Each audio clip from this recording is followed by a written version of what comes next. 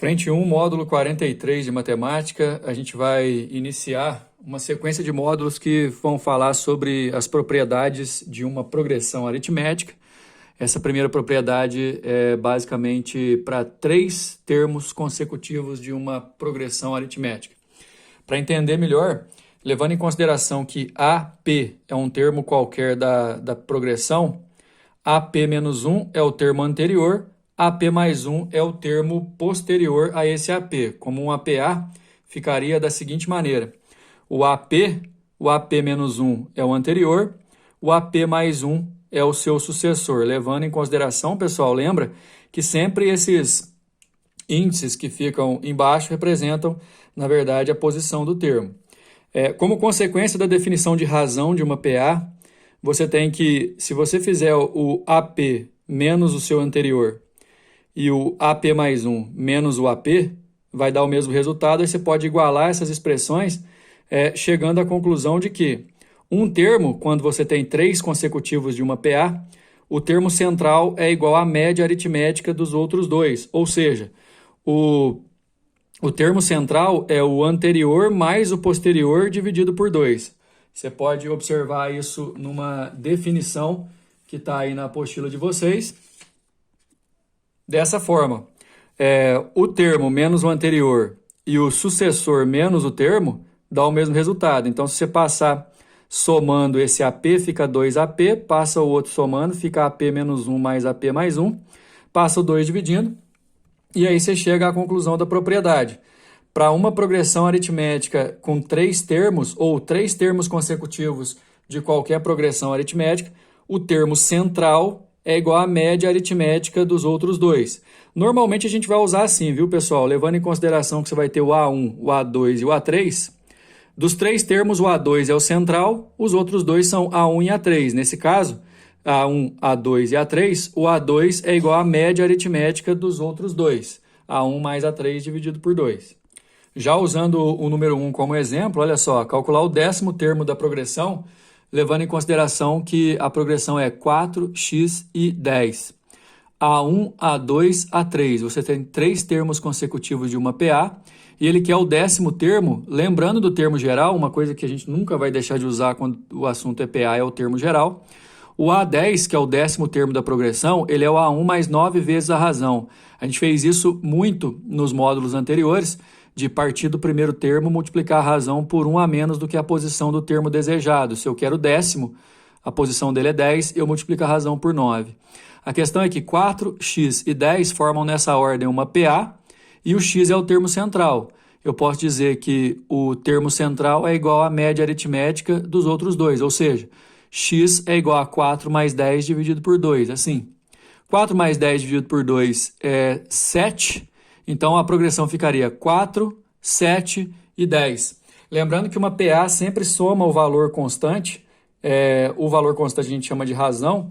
Se você pensar aqui, 4, 7 e 10, porque o x vale 7, 4, 7 e 10 está somando 3 sempre, a razão é 3. Como eu quero o A10, A1 mais 9R vai me ajudar. O A1 vale 4, primeiro termo, 9 vezes R fica 9 vezes 3, porque eu achei que a razão é 3, 9 vezes 3, 27, mais 4, 31, então o 10º termo dessa PA é o 31. O mais importante do exercício é que a gente conseguiu, a partir da propriedade, o termo central é igual à média aritmética dos outros 2, descobrir o valor do termo e achar a razão. Daí para frente, se você tiver o primeiro termo e a razão, você descobre qualquer coisa da PA. Olha só o exercício número 2, sabendo que a sequência x mais 2, 4x menos 2 e 4x é uma progressão aritmética, calcular o 5º termo dessa outra progressão aqui, 2x menos 3, x mais 7. Aliás, vale a dica de sempre assim, quando normalmente você coloca os termos de uma PA em função de x ou de uma incógnita qualquer, essa propriedade que a gente está analisando nesse módulo é essencial, ela que vai ajudar a gente a resolver. Entenda o exercício, você tem 2 PAs. Na primeira, eu vou usar a propriedade para descobrir o valor do x. Substituindo o valor do x na segunda, eu consigo calcular o 5º termo dela, que é o que o exercício está pedindo. X mais 2 é o A1, 4x menos 2 é o A2, 4x é o A3. Eu posso fazer que o A2 é o A1 mais o A3 dividido por 2, assim, o termo central, 4x menos 2, é igual ao anterior, x mais 2, mais o posterior, 4x, dividido por 2.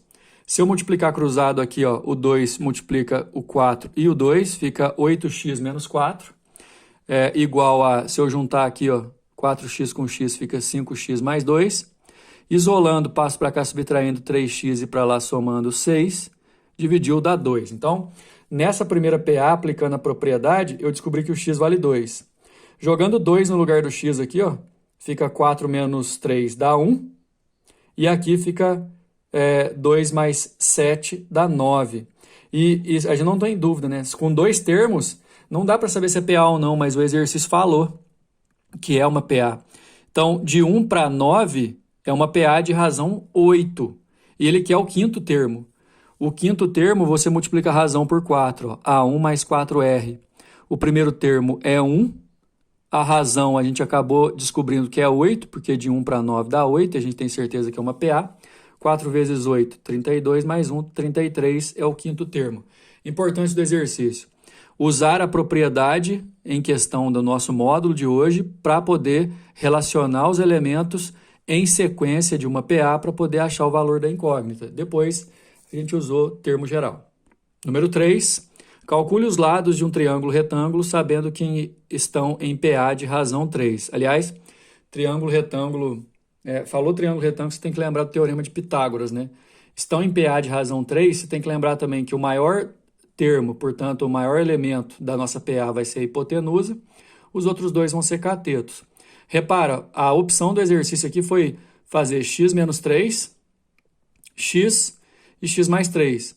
O x menos 3, se você somar 3, dá x, e o x, se você somar 3, dá x mais 3. Ou seja, os três elementos aqui, ó, x menos 3, x e x mais 3, estão em PA de razão 3. Ok? Bom, aí se você quiser aplicar a propriedade, vai ficar meio travado, porque você vai acabar achando 2x igual a 2x. Porém, já que os elementos, ó, os catetos e a hipotenusa, estão em função do x, e aí calcular os lados envolve calcular o valor do x, eu posso usar o teorema de Pitágoras. Quadrado dessa hipotenusa é igual esse cateto ao quadrado mais esse cateto ao quadrado. Aí fica assim, ó. X menos 3 ao quadrado mais x ao quadrado é igual a x mais 3 ao quadrado. Destaque para os parênteses porque são produtos notáveis. Quadrado do primeiro menos 2 vezes o primeiro vezes o segundo mais o quadrado do segundo. X ao quadrado aqui também. Esse daqui, quadrado do primeiro mais 2 vezes o primeiro vezes o segundo mais o quadrado do segundo. Tá vendo que tem um monte de coisa eliminada? 9 com 9, x ao quadrado com x ao quadrado. Jogo 6x para cá.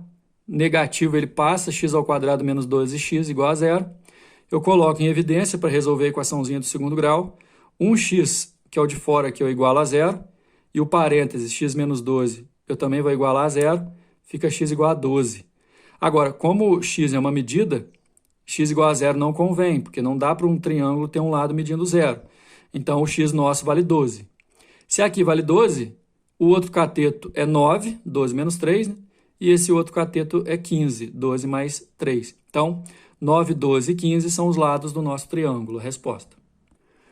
Número 4. Os irmãos Antônio, Beni e Carlos possuem, respectivamente, 15, 4 e 17 mil reais cada um. Beni, querendo comprar um carro, resolveu pedir emprestado a cada um dos irmãos uma mesma quantia. Ao fazer isso, notou que as quantias com que os três ficaram formavam